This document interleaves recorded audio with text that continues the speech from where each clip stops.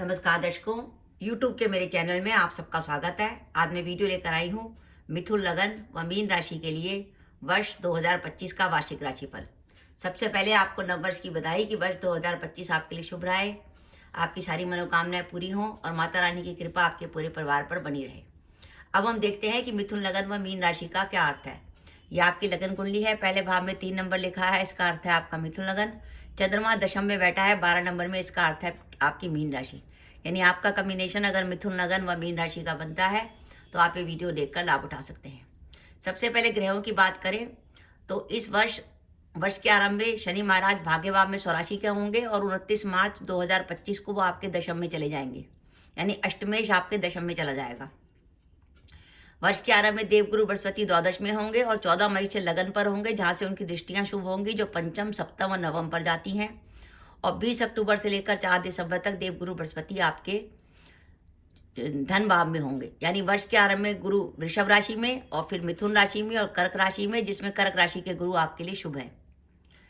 30 मई से राहु आपके भाग्य भाव में आ जाएंगे, केतु आपके तीसरे भाव में आ जाएंगे। तीसरे भाव के केतु और राहु भाव के केतु अच्छा फल देते हैं। मीन राशि पर शनि की 7.5 चल रही है और शनि महाराज 29 मार्च से लगन पर आ जाएंगे मीन राशि में। 30 मई से राहु आपके द्वादश में होंगे और केतु आपके छठे भाव में। वर्ष के आरंभ में देवगुरु बृहस्पति तीसरे होंगे वृषभ राशि के, 14 मई से चौथे होंगे और 20 अक्टूबर से लेकर 4 दिसंबर तक पंचम में होंगे, जहां का शुभ फल देते हैं। ये ग्रहों की स्थिति है। अब इसी परिप्रेक्ष्य में हम देखते हैं कि मिथुन लगन व मीन राशि का को 2025 में क्या रिजल्ट मिलने वाला है। देखिए, सबसे पहले स्पष्ट कर दूं मैं आपको कि मीन राशि पर शनि की 7.5 चल रही है और वर्ष में जो ग्रहों की स्थिति ये बता रही है कि इस वर्ष मिथुन लगन व मीन राशि के जातक कैरियर में बदलाव करेंगे, क्योंकि मिथुन लगन से अष्टमेश शनि का गोचर दशम भाव में हो रहा है। अष्टम भाव होता है परिवर्तन का भाव, यानी आपकी जो वर्तमान जॉब है उसमें परिवर्तन होगा और साथ ही वर्ष के आरंभ में आपका दशमेश भी द्वादश होगा। तो ये कैरियर में बदलाव का संकेत आ रहा है। कैरियर में बदलाव का संकेत ये आ रहा है कि हो सकता है आप अपनी वर्तमान जॉब को बदलें या वर्तमान जॉब में आपका ट्रांसफर हो जाए, या क्योंकि 7.5 में विदेश जाना बहुत अच्छा रहता है, हो सकता है आपकी विदेश यात्रा हो या आप फॉरेन सेटलमेंट के लिए निकलें। इसके अलावा ध्यान रखिए, आप मिथुन लगन व मीन राशि के जातक हैं, जॉब ढूंढ रहे हैं और आपको जॉब नहीं मिल रही, तो आप स्थान परिवर्तन करिए। आप फॉरेन स्थान परिवर्तन करेंगे, आपको लाभ होगा और आपको वैसी जॉब मिल जाएगी जो आपको मिल सकती है। इसके अलावा इस वर्ष एक ऐसा योग बना हुआ है कि अचानक ही आपको कोई नया अवसर आएगा, क्योंकि अष्टमेश दशम में बैठा है जो आपका भाग्येश भी है। तो अचानक ही आपके सामने कोई नई अपॉर्चुनिटी आ सकती है। तो इस वर्ष का जो आपका कैरियर का शुभ समय है, जब आप कैरियर से जुड़ा कोई भी महत्वपूर्ण निर्णय ले सकते हैं, वो आता है 20 अक्टूबर से लेकर 4 दिसंबर 2025 के बीच में।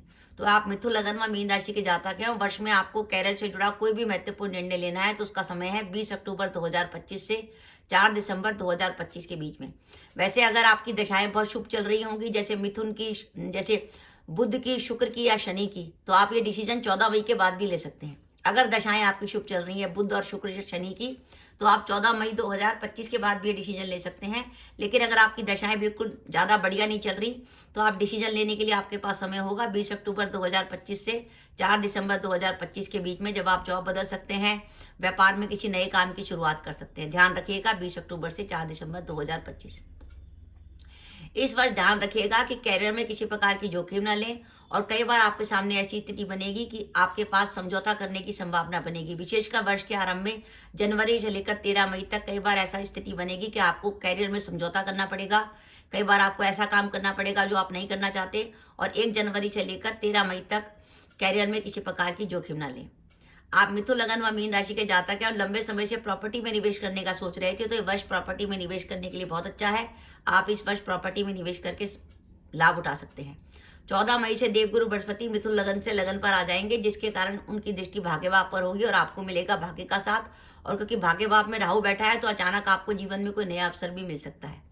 जो अपने विवाह के इंतजार में थे उनका विवाह तय हो सकता है, और जो दंपति संतान प्लान करना चाहते हैं संतान प्लान कर सकते हैं। पर साथ ही साथ ध्यान रखिएगा कि कुछ दाम्पत्य जीवन में तनाव होने की संभावना है, क्योंकि शनि की दृष्टि आपके सप्तम में रहेगी मिथुन लगन से, और केतु भी आपके सप्तम भाव को देखेंगे, तो दाम्पत्य जीवन में किसी प्रकार के तनाव की संभावना है। अब इस वर्ष सावधानी क्या रखनी है? देखिए, एक सावधानी तो हमें रखनी है कोर्ट केस में कि 1 जनवरी से लेकर 13 मई के बीच में अगर आपकी कोई कोर्ट केस की डेट आती है तो सावधानी रखिएगा। उस समय देवगुरु बृहस्पति 12वें होंगे। 12वां गुरु कोर्ट केस में परेशानी देता है। 12वां गुरु खर्चे भी अधिक कराता है, वो बात अलग है कि खर्चे शुभ कार्यों में होते हैं। आपके घर में कई तरह के मांगलिक कार्य होंगे। ये वर्ष माता पिता के स्वास्थ्य के लिए चिंता दिखा रहा है और इस वर्ष मन में थोड़ी सी असंतुष्टि रहेगी। काम में आपकी थोड़ी मेहनत अधिक होगी और निर्णयों में आपकी देरी हो सकती है। काम में कई बार आपको बाधा का अनुभव भी हो सकता है। तो ओवरऑल मेरे हिसाब से मिथुन लग्न व मीन राशि के लिए वर्ष 2025 46% तक बढ़िया जाने वाला है। और अगर आपकी दशाएं अच्छी हुई, जैसे बुध की, शुक्र की, शनि की, तो ये 46 से 50-52% भी जा सकता है। लेकिन अगर आपकी दशाएं साधारण चल रही हैं तो 45 से 46% तक ये आपको रिजल्ट देगा।